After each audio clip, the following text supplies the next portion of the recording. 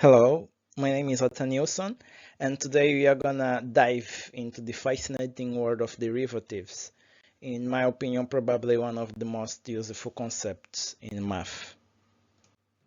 Derivative is a key concept within calculus, which dates back thousands of years with many contributors. However, the people that are widely recognized for the invention of calculus are Isaac Newton and Gottfried Leibniz for their contribution in differential and integral calculus, respectively.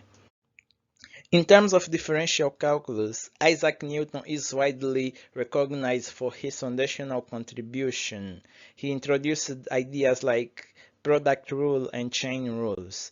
He basically developed derivative-based reasoning out of necessity in order for him to have the tools he needed in order to describe the laws of motion.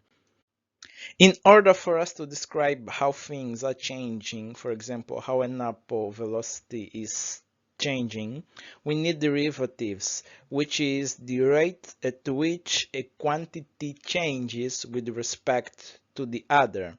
Geometrically, derivative is the slope of the curve at end point, and the process of finding the derivative is called differentiation. Let's take an example. How would you say this function is changing over time?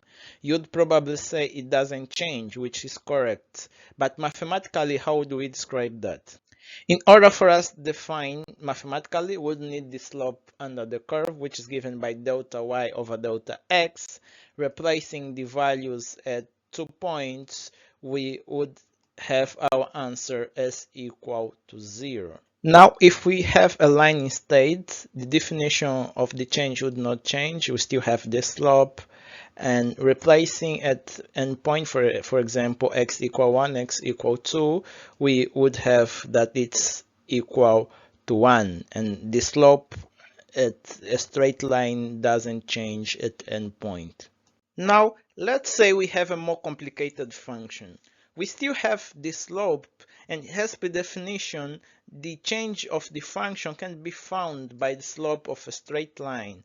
But which straight line? That's where we introduce the concept of the tangent line. We compute a tangent line and we find the slope. However, how exactly do we compute this tangent line? In order for us to compute the tangent line, let's try to plot a normal line that passes through x and x plus h.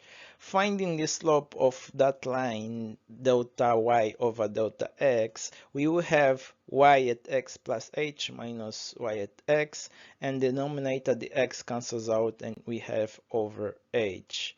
Now, if you notice, if we change the h to a smaller value, it will get closer to the tangent line.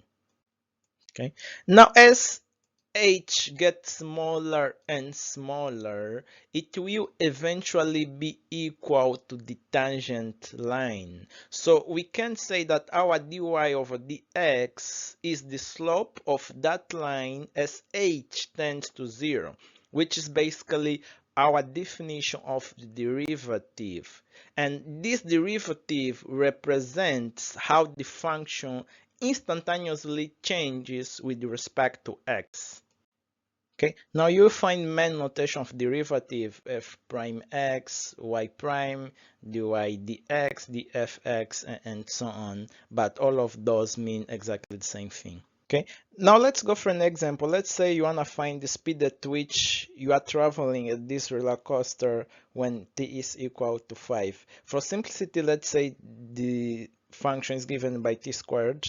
If we replace this function at our formula, when we replace it when h tends to 0, we're gonna have that our derivative is 2t, and replacing the value of 5, we're gonna have the change in distance with respect to time at t is equal 5 is equal to 10. And of course, you're not gonna have to go through the process we just went through, because there are many rules that we can apply when we have a function.